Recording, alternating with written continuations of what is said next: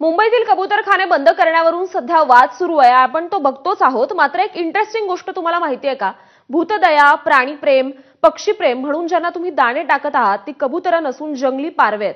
या पारव्यांची संख्या मुंबईतच नाही तर पुणे आणि इतर शहरांमध्ये सुद्धा कमालीची वाढली आहे. हे पारवे आपल्या आरोग्यासाठी धोकादायक आहेतच, सोबत त्यांच्या वाढलेल्या संख्येमुळे निसर्गातील समतोल सुद्धा बिघडलाय. पारवे आणि कबुतरं यांच्यात नक्की काय फरक आहे पाहूयात हा एक स्पेशल रिपोर्ट.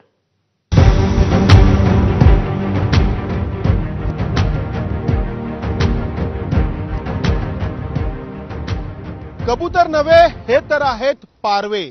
मुंबईतील कबूतरखान्यांवरून जो वाद सुरू आहे तो फक्त मुंबईपुरता मर्यादित नाही. पुणे असेल किंवा अन्य शहरं, पक्ष्यांना खायला टाकण्यावरून अनेक ठिकाणी आपल्याला संघर्ष पाहायला मिळतो आहे. मात्र या पक्ष्यांना जे खायला टाकत आहेत त्यांना याची कितपत कल्पना आहे की ज्यांना ते दाणे टाकत आहेत ती खरी कबूतरं नाहीत तर आरोग्याला हानिकारक असणारे हे असे पारवे आहेत.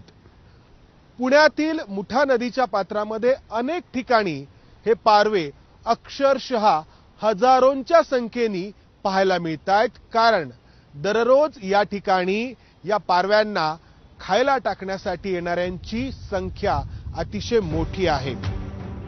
थोडक्यात काय तर ज्यांना आपण पाळीव कबूतर समजून दाणे टाकतो ते जंगली पारवे अर्थात रॉक डव आहेत. तसे ते एकाच कोलंबिडी फॅमिलीतील पक्षी आहेत. फक्त मुंबईतच नाही तर पुणे आणि इतर शहरांमध्ये देखील हे पारवे संघर्षाचं कारण बनलेत. या पारव्यांमुळे फुफ्फुसाचे अनेक गंभीर आजार उद्भवतात. त्यामुळे मुंबईप्रमाणे पुण्यात देखील या पारव्यांना दाणे टाकण्यास बंदी आहे. तरीही पुण्याच्या नदीपात्रात हजारोंच्या संख्येने पारवे आढळून येत आहेत.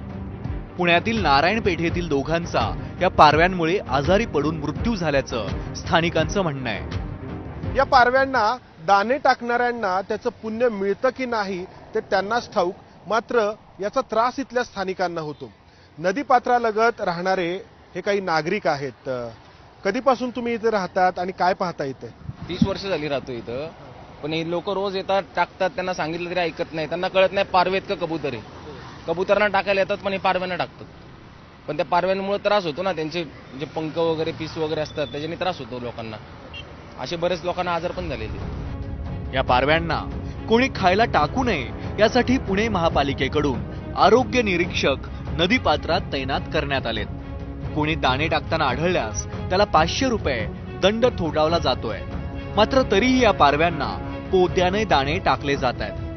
नदीपात्रातला जेव्हा लोक धान्य टाकायला कबुतरांना येतात तेव्हा आम्ही त्यांना तेच सांगतो की बाबा इथं धान्य टाकू नका, असे आजार होत आहेत. महानगरपालिकेने जाहीर केलेला आहे, आपल्याला अनुभव आलेला आहे. परंतु काही लोकांची मानसिकता अशी असते की ती भूतदया असते त्यांना. तर त्यांना ते टाकणं म्हणजे आमचं एक टाकायलाच पाहिजे असं त्यांची एक भूतदया असल्यामुळं आम्ही त्यांना 2-3 वेळा सांगतो, विनंती करतो, अवेअरनेस करतो नागरिकांमध्ये. परंतु नागरिकांचा जितका आम्हाला सहकार्य हवे असेल हे न टाकण्याबाबत त्यावेळेस सहकार्य मिळत नाही. मग आम्हाला दुसरं हत्यार आम्हाला उपसावं लागते की दंडात्मक कारवाई. वाढत्या शहरीकरणामध्ये सगळीकडे सिमेंट काँक्रीटच्या इमारती आणि त्यावर मोबाईल टॉवर उभे राहिलेत. त्यामुळे एकीकडे चिमण्यांसारखे पक्षी नाहीसे होत गेलेत. पारवे मात्र कधी इमारतीच्या ड्रेनेज पाईपमध्ये तर कधी फ्लॉवर बेड किंवा बाल्कनीतही घरटं करायला मागे पुढे पाहत नाहीत. त्यामुळे यांची संख्या प्रचंड वाढली आहे. या पारव्यांच्या विष्ठेतून श्वसनाचे अनेक गंभीर आजार उद्भवत आहेत असं तज्ज्ञ सांगतात. नक्की काय होतं या पारव्यांमुळे आणि ते कसं होतंय? पारव्यांची जी विष्ठा असते ना ती खूप घातक आहे. त्या विष्ठेमुळे TB सारखे आजार पसरतात. त्या विष्ठेमुळे ब्रॉन्कायटिस छातीचे जे आजार असतात हे आजार जास्त प्रमाणात पसरतात. म्हणून पारवा आरोग्याला खूप घातक आहे. एकीकडे पारवे सुखात जगत असताना जी खरी कबूतर आहेत ती मात्र या पारव्यांमुळे नाहक बदनाम होत आहेत. या कबुतरांच्या थव्यांना ढाबळ असंही म्हटलं जातं. अशा ढाबळी पुण्यात मोठ्या संख्येने आहेत. पारवे हे रानटी आहेत तर कबुतरं पाळीव आहेत. पारवे कुठेही घरटं करतात तर कबुतरं मालकासोबत एकनिष्ठ असतात. कितीही दूर गेली तरी ती मालकाकडे परत येतात. पूर्वीच्या काळी संदेश एका ठिकाणाहून दुसरीकडे पाठवण्यासाठी कबुतरांचा उपयोग केला जायचा. या ढाबळीमध्ये पांढरी, बदामी, हिरवी, निळ्या रंगाची वेगवेगळ्या छटा असलेली सुंदर कबुतरं पाहायला मिळतात. रंगावरूनच सौंदर्यावरूनच या कबुतरांची नावही ठरतात.